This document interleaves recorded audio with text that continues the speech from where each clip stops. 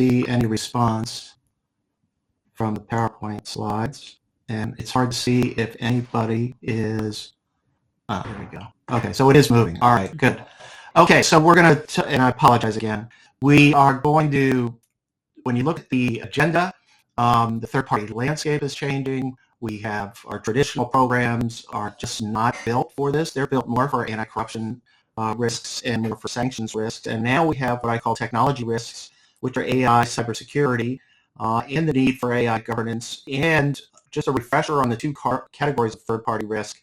And now, what do we need for due diligence? Obviously, it still has to include sanctions in particular, export controls, but FCPA and enforcement trends. And then how do we update our TPRM framework, and what should we be doing this year? So that's really some of the the critical issues that we need to take a look at. Hold on one second.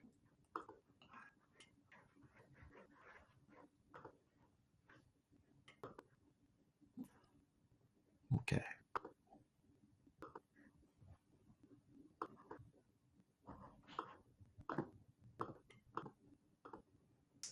So even in the sort of third-party risk management area, we've had major breaches in 2025 involving third parties. We have now what's going to be enforced in August is the new EU AI Act, which is something to look at. Here are your costs of data breaches, and of course FCPA actions that are tied to third parties. The old days of sort of due diligence questionnaires, periodic reviews, ongoing monitoring, we're in a new era of sort of dynamic, data-driven, and continuously monitoring third parties. And the need to do this is absolutely critical in terms of the sort of new enforcement parameters that are coming into play. So it's really important that we take a look at that. So the new landscape includes not only FCPA corruption, financial capabilities, sanctions, and OFAC, but AI and technology, cybersecurity, supply chain disruptions, but also supply chain reputation. And we've really seen, again, geopolitical instability rise as a sort of catalyst for change.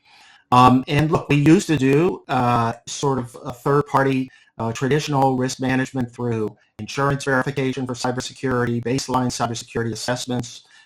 Even assuming you have IT at the table, the issue is, are you digging deep enough with regard to cybersecurity issues and potential problems? We always do financial stability checks, but again, that's something that should continue, but is not necessarily the end of the provision, the end of the process. And so now what we need to do is we need to screen our vendors who represent us, and we'll talk about that, in terms of, are they engaging in decision making that's based upon AI? Privacy framework, we obviously have to get a compliance evaluation with regard to policies and practices there, regulatory exposures, real-time monitoring, but we also have to make sure that our AI is accurate. AI is wrong many times, folks, and we need to do that. So again, once again, another message of paper systems are insufficient and ineffective, sending emails, getting written questionnaires, all of that has to be done through an automated platform these days. If you're not on an automated platform, the question is, when are you going to get it done? Because you better get it done ASAP. Because you can't even tackle these types of issues until you get on an automated program, for sure. Artificial intelligence is one of the reasons that I'm saying we need to redesign your program. Cybersecurity is something that some people take into account, have not had the IT people at the table for third-party due diligence purposes, but I am seeing more and more growth in that area, which is great. Data privacy is another area where you can be held liable, but your supply chain complexity is now becoming more and more of a risk, which means you not only have to know about your third parties, but you need to know about your fourth parties as well. So for cybersecurity, what vendor AI now is a new entry point, and API integrations of your vendors into your systems that can get access to your enterprise systems can become highly vulnerable, and requires that you have adequate cyber protections in place, and you need to know that your vendor does as well. And that's why I mentioned fourth party, fifth party blind spots in your supply chain where people can gain access to your system through the back door of vendors. Don't forget the famous Target case 15 years ago was because of an air conditioning vendor's vulnerability to cyber attack. Now we also need to take a look at our vendor contracts again, because there are contractual gaps that don't take into account AI, cybersecurity to the extent it should, and that we need to make sure that and data privacy issues are being covered in these gaps. In other words, we've had the standard anti-corruption, standard OFAC, sanctions, whatever, export controls, compliance with the laws. But now we need not just compliance with laws, but compliance with certain standards for our third parties as they come into the system. And the AI governance reality is people need to get on top of this issue. Right now, what I'm seeing and hearing is we have so much shadow AI use by employees that companies are not aware of, not controlling, and not making sure of. And right now, this vendor risk or using third parties who have AI access is complicating even the shadow employees who are using AI. It becomes an even bigger issue. So this is right now, vendor AI with employee AI are issues that have to be dealt with ASAP. So your traditional vendor management and procurement system was built for a different era. It now has to include AI inquiries, AI risk mitigation, training data and privacy compliance. Audit rights now over AI outputs and logs have to be made very clear in your contractual provisions. That's another area that's needed. And accuracy representations and warranties. Can you imagine this? Now we're going to have to get a vendor who's going to say, yes, the way we use AI, we're going to make sure that it's accurate. Well, boy, that can raise real tough issues because AI is not accurate all the time. And I just did a podcast on this, and I would urge you to listen to it because AI accuracy is a big problem. Continuous AI deployment monitoring. Many companies don't even know how many employees are using AI or how the company is using it. And AI-specific contractual risk mitigation situations are needed to be addressed as well. Now, let's remember the two categories of third-party AI risk. This is really important. You have to make this key distinction. I used to push this and tried to make sure people focused on this in the context of anti-corruption risk. And there's no doubt that this is a big, big issue in anti-corruption areas because we would always talk about third parties create risk when they act on your behalf. Those are the key words, acting on your behalf, meaning that they are creating legal liability for you. So if you had a distributor who's acting on your behalf and they engage in bribery, you could be held liable for it. That's not a ridiculous process because they're acting as an agent or a third-party representative for you. They're managing, let's say, customer relationships, bidding on projects, whatever, for you, acting for you. So then that situation, when a third party operates like that, there's legal liability risk. On the other hand, when they don't act on your behalf, and let me give you an example, a vendor sells you Pepsi, okay, and that vendor comes to you, they get put into your system, they just sell you sodas that are put into your soda machines. Well, they're not acting on your behalf, they're providing you goods or services, but do not act in the marketplace on your behalf. There's no direct legal exposure for their misconduct, be it AI, be it bribery, be it whatever. But that's where we look at the category of reputational risk. And reputational risk is not bound by some legal doctrine. It's basically, are you associating with somebody and doing a lot of business with somebody who's a bad character? And are they engaged in racial discrimination? And then people will say to you, well, why are you dealing with that person? Why are you conducting business with that person? You should be dealing with somebody else. So legal liability risk, and this is important in the AI area, okay? If a vendor acts on your behalf and uses AI in that process, that vendor's AI is acting like your agent, is acting like your third-party representative, and that AI can create liability for you, meaning discriminatory decision-making, false outputs that harm customers, or they violate applicable laws. That liability comes home to you. That's not the case when they act as a goods or services provider. And this is an important issue to be on top of and to keep track of, because that's the most important issue that you can look at in distinguishing, because then you craft and tailor your program for third-party risk management between these two categories. Your legal liability risk has to be measured and assessed based upon what kind of liability and how likely the occurrence of that liability is. And then you tailor your program to that. The parallel, and this is not, rocket science, as we say, this is a new area, yes, but we've been through this with the FCPA. And this doctrine will become pretty significant, and you're going to see case law that develops on this, but it's going to follow the parallel of agency law, which is when an agent acts on your behalf. So making sure that a vendor doesn't make discriminatory decisions in your name using AI, or if they have no AI governance whatsoever, or there's no accountability for their outputs. In other words, they're not reviewing them to make sure there's no human review to make sure it's accurate. And the weakest frameworks are going to get hit the hardest. That's exactly what we went through with the FCPA and third-party risk, where we had inadequate due diligence, where the company was held accountable for an agent acting on its behalf.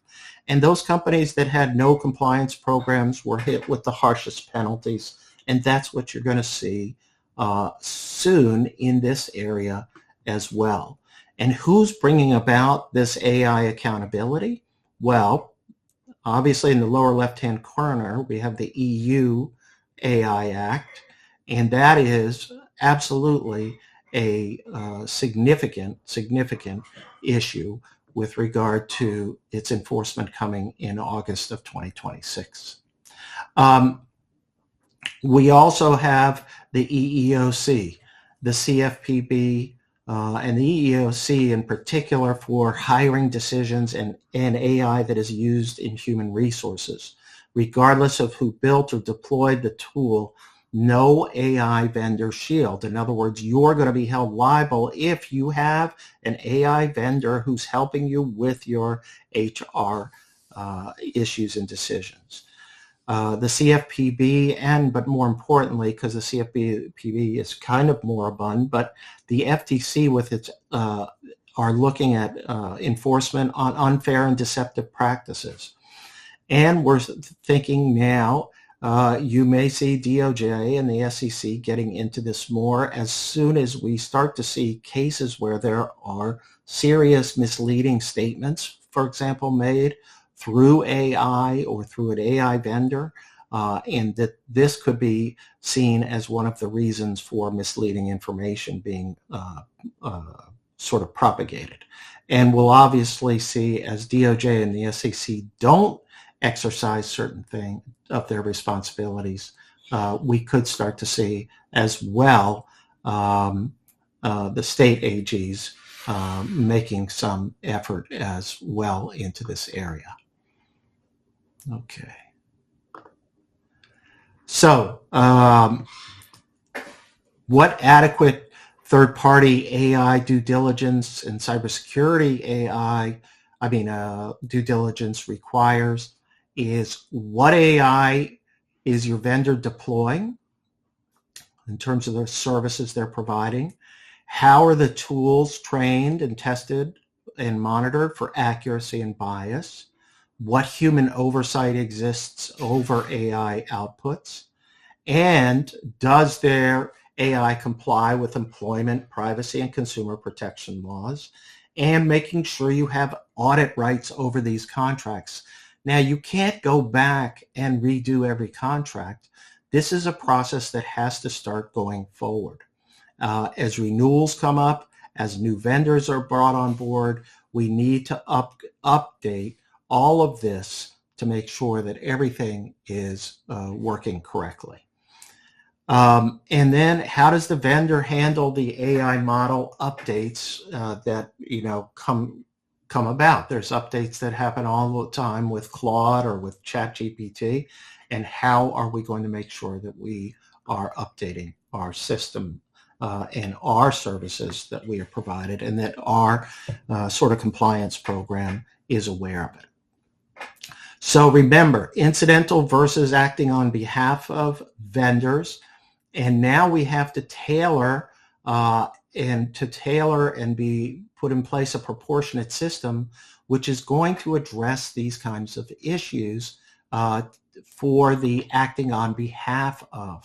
That's the thing, okay? That's the thing that we have to sort of follow and make sure that we're going to, make sure we do that. Okay. And so what do we look at for our acting on behalf of vendors?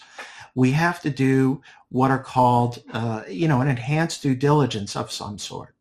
Whereas with the incidental vendors, it's really more of a baseline assessment, meaning what reputational risk can be hit in that situation.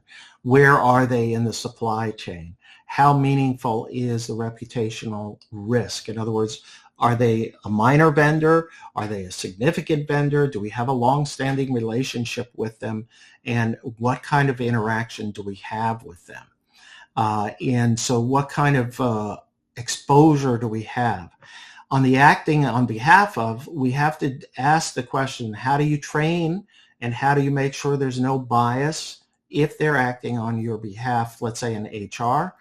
If they're, what kind of human oversight and escalation procedures and controls do you have in place? And how are you getting to make sure that they're in compliance and they're using their AI in compliance with employment law requirements or data privacy? And obviously contractual audit rates, and you need notifications if there's a significant change of some sort. So we have to revisit these contracts. We do it at the time. We can't like redo these things. All of a sudden, let's just bring every vendor contract in. I mean, we have so many vendors that we have to just attack this as an issue going forward. And that means we have to use all of these sort of tools or checklists to make sure that there's disclosures, there's what are they doing for training, that their accuracy representations, incident notification, audit rights, and compliance obligations are covered by this new sort of dynamic that we're looking at. Now, we've already seen FCPA and corruption risks and third-party accountability, and I'm not going to go through all this because we've done lots and lots of webinars on this. We've seen lots and lots of third parties who get people in trouble, but this obviously still has to be a part of your risk mix. We can't just jettison this, but we've already built this system and put this in place, and we've done that with sanctions, which we're going to talk about in a minute, though, because of what is going on in that area.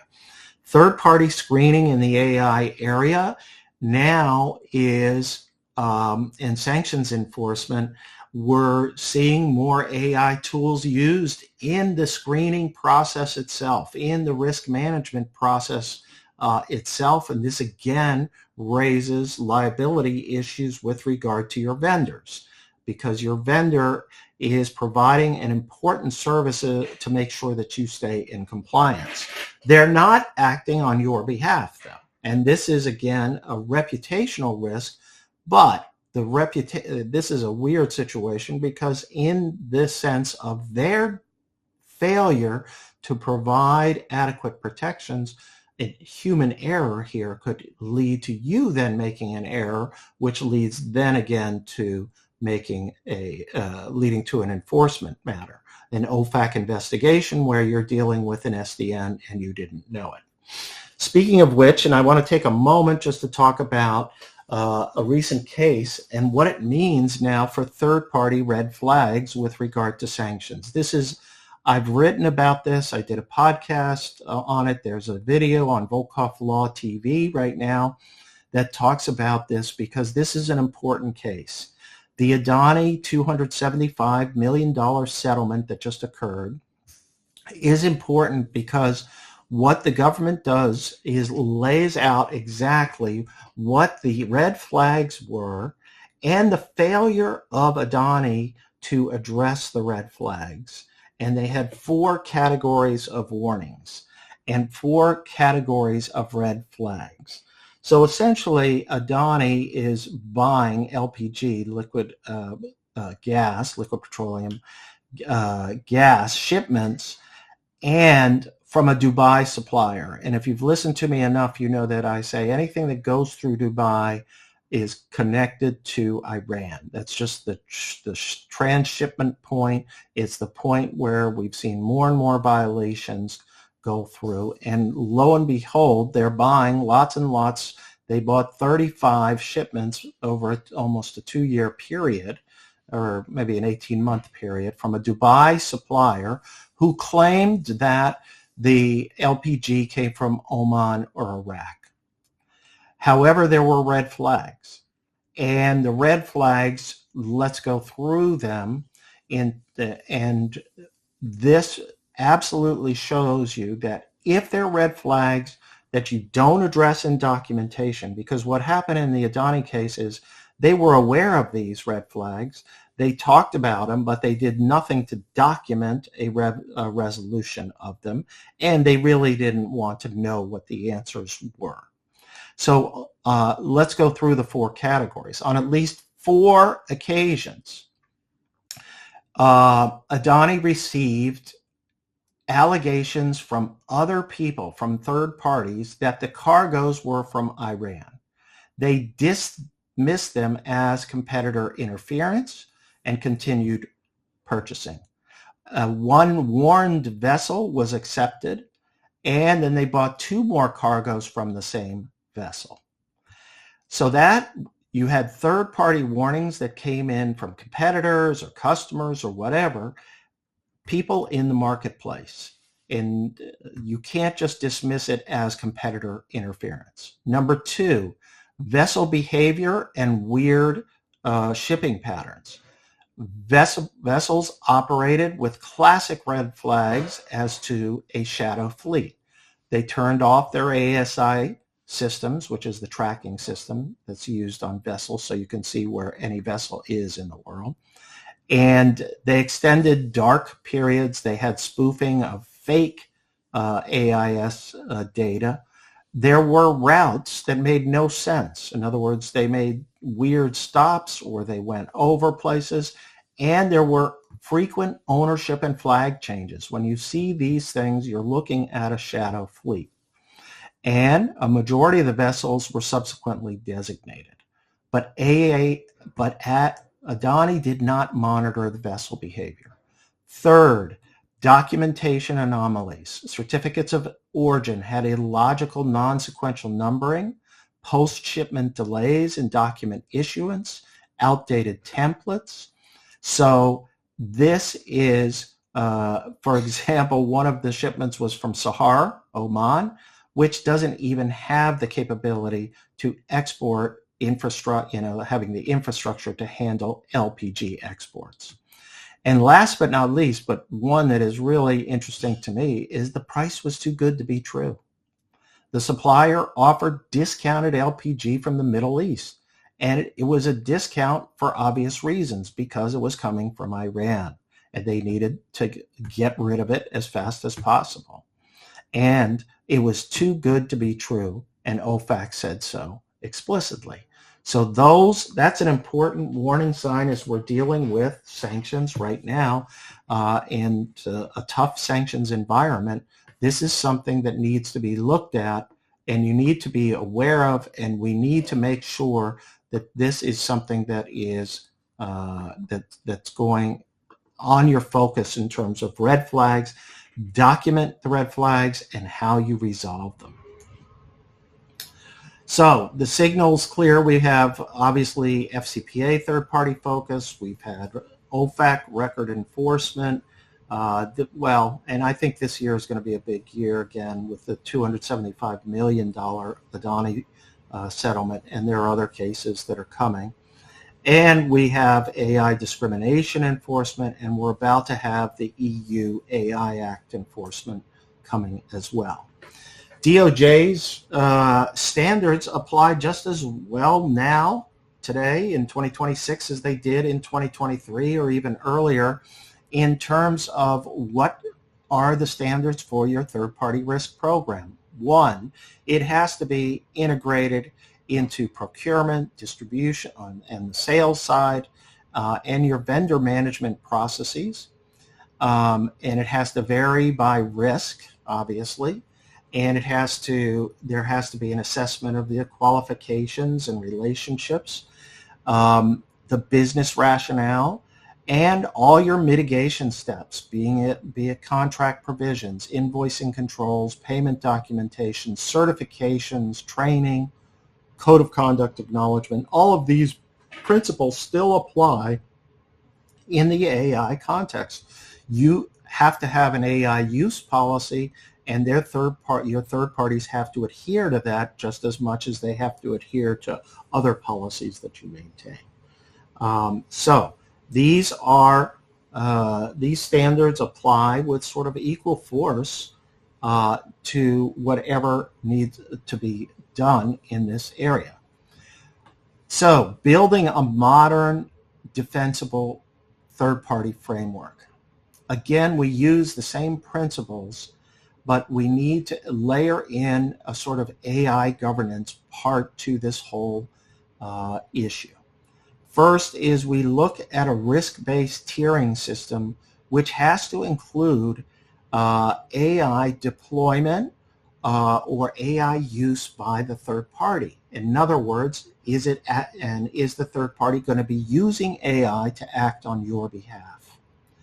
And if they are going to do that, then that raises the need for a more intensive risk review and risk tailoring, and they should be on the higher side of your risk ranking system.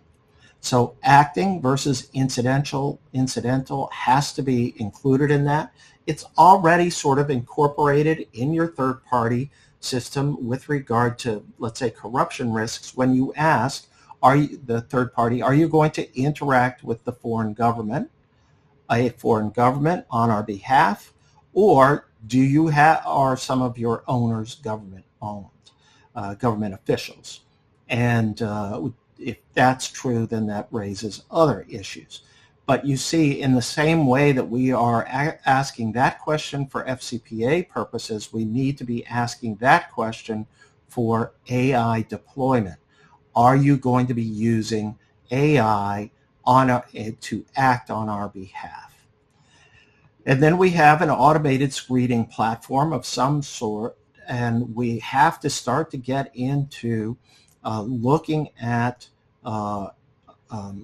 where this company is, this third party is. Adverse media reporting is going to be important. Obviously, we screen for sanctions. We screen for, let's say, prior corruption scandals, things like that, and government ownership. And we're going to be looking at other types of risks that may come up in terms of, are they under investigation for their employment practices? Have they been sued for their employment practices? These are going to be important if, let's say, they're providing you AI for your human resources functions. And we need, obviously, to know about the governance program that they have in terms of AI inventory. Now, I listed here AI-specific questionnaires. What I mean by that is questions that are directed at how they use AI and to make sure if they're using it, what kind of use is it, as we've talked about. And we're also going to have continuous monitoring that has to continue with regard to this. But the AI governance layer has to be included in this. It should be in terms of your program and building your modern and defensible third-party framework. This is going to be a huge risk, and it is already, but it's going to become larger and larger as we go along. So one is, first off, like anything else, how much AI is out there being used by your third parties. So we first have to start with an inventory of as much as we can of any AI systems that are touching our operations. And we need to do that almost through an internal survey. How to the extent we're using vendors in your, let's say, department or whatever, in your function, how much of that is with the assistance of AI through the vendors. So do you use AI in performing services? And some kind of, and I know I said we can't go and take a look at every contract, but in those contracts or those services where we know for a fact that there is AI and it's being used on our behalf, those are the ones to go and get and start to look at preparing supplements, just like we did years and years ago with supplements on anti-corruption. And the more that we can inventory our vendor systems and our vendor integrations, IT can be very helpful in this process for obvious reasons. And we want to make sure that our vendor products, we can get, updated materials with regard to vendor products that we're using with regard to AI as well. And then we're going to, so we have to discover, and then we have to classify who are our high-risk AI vendors, who are our medium risk, low risk. An AI, like a medium risk to me in this situation, could be somebody that uses, let's say they use AI in a function on our behalf, but it may be a very relatively minor function as opposed to hiring decisions. Or credit decisions, or anything where it's an algorithmic use. And so we need to use this classification as a way to sort of start to carve up our vendor base, just like we did with regard to FCPA. And who has the regulatory nexus? Are they in the EU, operating in the EU? Are we operating in the United States? Where's our regulatory nexus? And then we're going to have to monitor any changes, not any changes in their AI system. Let's say they update, they put a new system in, they go to another AI provider. So we need to know all of those sorts of things, and we have to monitor, and we have to make sure our contracts include provisions for them to inform us of their any changes in their AI system. Okay, so this is sort of step one in understanding your use and your exposure with regard to your third parties. So we identify, again, we have an onboarding due diligence process. We have and this is going to be hopefully through an automated program, and we're going to have a contract or at least some type of legal representations that are made and monitoring, and then obviously we could terminate or whatever, renew or not renew.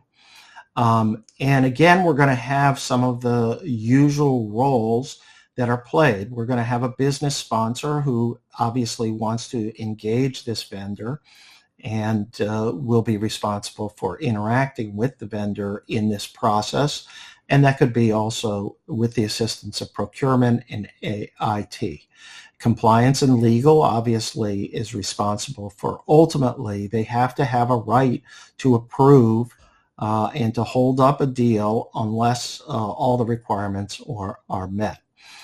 Internal audit will, of course, hopefully monitor, test the program as we're going along, and obviously the board committees and the audit committee will probably hear about this as well. Now, using data analytics and AI in our own program, And this is where we can use it ourselves in the management and identification of this risk. So for example, we can use AI and data analytics for risk scoring. And I've seen really good systems for doing this. And I think it's something to really take a look at. Picking out anomalies in transactions. It was funny, but I was doing a risk assessment with a company, and I asked them about AI, and they say, "Oh, we don't have any AI. We have a governance committee. We're taking a look at it, but we're not sure exactly where we're going to deploy it." Then I'm talking to the finance department, and I say, "What do you think about AI?" And they said, "Oh, we're already using it." I said, "Well, that's funny. Nobody else knows that you're using it, but how are you using it?" For anomaly detection in transaction monitoring. So very common use in finance and very helpful, and can be very helpful. And then we have network analysis of certain, beneficial ownership, corporate relationships. All of this can be done with the help of AI and data analytics, questionnaire analytics, AI-assisted analysis. You can set up a pretty sophisticated AI system for reviewing data and reviewing questionnaires and reviewing all of this, and also looking for adverse media monitoring. It's really interesting because the AI capability to sift information that you generate through your third-party risk program can be very, very helpful in terms of what you're doing. Again, we have to double check the accuracy of what we're doing and making sure everything is working appropriately. Now, your supply chain risk, it continues to be a difficult area, and we usually just focus on our first tier vendors, but now we're getting into second, third tier, and beyond. And for example, let's say in forced labor, you may get into a forced labor inquiry. You could be into a third tier and beyond in terms of raw materials that are coming into your supply chain that are then formed as well. And we had a very complex case a while ago involving steel manufacturing, and it involved China. And you can imagine how many tiers you had to go down to the raw materials, the smelting centers, and the country risk that's involved, and working your way back. And this is almost like what's becoming commonplace is what we did in the conflict mineral area is now required almost on a much broader scale in terms of understanding your third-party risk and the geopolitical risk as well as the regulatory risk. We also have to, and here again, the principles of red flags and identifying red flags. And notice in the Adani case, these were pretty basic red flags that they ignored. And here, this is just a reminder of all of the red flags that can come up. There are so many, and the importance of triggering some kind of escalation. But the AI vendor, let's say a vendor refuses to give you training data or model architecture about its AI systems, that's going to be a problem, and they're going to have to disclose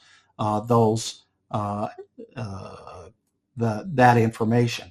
Also, when you ask a vendor and you say, look, we need to know, how do you ensure you're using AI? How do you ensure data privacy laws are followed? And particularly with the handling of personal data. And there you go. And they say, no, we don't, we'll certify we're in compliance and whatever, but you need to know more. You need to know more. So the urgency can't be overstated, that's for sure. This is the purpose in doing this webinar, is to remind everybody that since we have this new AI, cybersecurity, all these technology issues, this is where we need to bring our resources I'm not saying that FCPA is unimportant, but sanctions is critical, and third-party risks and sanctions are huge, as you know. But we need to get at this issue, and we need to move and adjust ourselves towards this issue. And so when weak, as we always say, when weak governance meets enforcement, that's where you get the harshest outcomes. And that's why I'm saying if you build a system that operates effectively, you're going to minimize your risk operationally, and God forbid you get into a situation where it's an enforcement problem.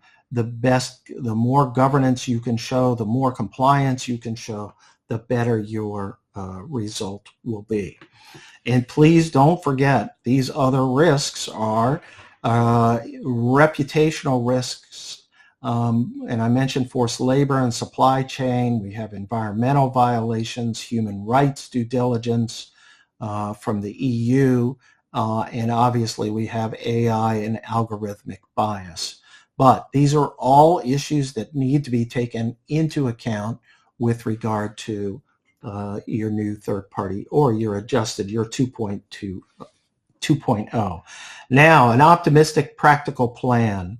If we can get, for example, just even the first 30 days done in the next 90 days, that would be great. I know it's hard to get these things done. This is an optimistic plan, but this is an action plan. And it means that you need to know what AI you have. You need to start to distinguish between acting and incidental vendors, and you need to focus on the higher risk ones. You have to bring management and the board up to date on this, and let them know that this is going to be something that has to be addressed and defended, and you're going to have to build due diligence questions, not a whole questionnaire, but adding to your questionnaire to the extent you have one already on an automated platform. And your goal here is going to be to get first, what's the nature of the problem, how big of an issue do we have, and how are we going to address this, and building support for addressing it and making sure you can get through this okay. And don't forget your 10 elements of your modern third-party risk management program is going to have much of the same, and you'll notice much of the same principles that we've always talked about in terms of policies and procedures. You're going to have to update your third-party risk management program and policies and procedures with regard to AI and technology risks. And obviously, peppered throughout each of the steps here is AI and technology issues that need to be addressed, and making sure they're reflected in your governance documents and your controls are updated to reflect all of this. So it sounds like a Herculean task at this moment, but it isn't when you start to dig into it, because it's not as big a deal. It's not like starting from scratch. You've done this before and you know how to do this, and so it's going to be something that can be done. So now, in terms of measuring your program effectiveness, you're going to have to figure out what percentage of your vendors have been sort of covered or reviewed, and that are basically getting pushed through the new control atmosphere, the new control set. And monitoring metrics and AI-specific metrics and incident metrics are going to be important. The AI-specific metrics are going to be really important in terms of monitoring your system and making sure that it's working effectively. In other words, how many AI vendors are filling out the questionnaire or asking those questions, being asked those questions. Okay, folks, well, sorry for the snafu there in the beginning. Please let me know if you need some help in this area. We would love it. If you have any questions or anything like that, please let me know. We are always, we have a few minutes here before we head out. But if anyone has any questions, we'd love to hear from you right now. And if you do need help on any issues, please let us know. We'd be happy to help in any way that we can. And I got one question here that came in. How do we ensure AI related diligence findings are reflected in enforceable contract terms, not just risk memos? And that's a great question. Thank you for that. And the way you do that is, if, for example, there is a, let's say you have found out that they use AI in that, then what you do, I think, is you have in, let's say, providing a service on your behalf, then I think you have to write it just like in terms of FCPA. You write a contractual provision that's going to incorporate the same issue, that, in other words, they're in compliance with AI regulatory and legal and regulatory requirements. Let's say they use it to make decisions for you. Then you say, okay, that it's not used in a discriminatory manner, there's no bias, all of that. And we're starting to write provisions in this area, and it's actually pretty interesting because it really depends upon the AI use that you have in that system, or in that particular whatever use case that you're doing.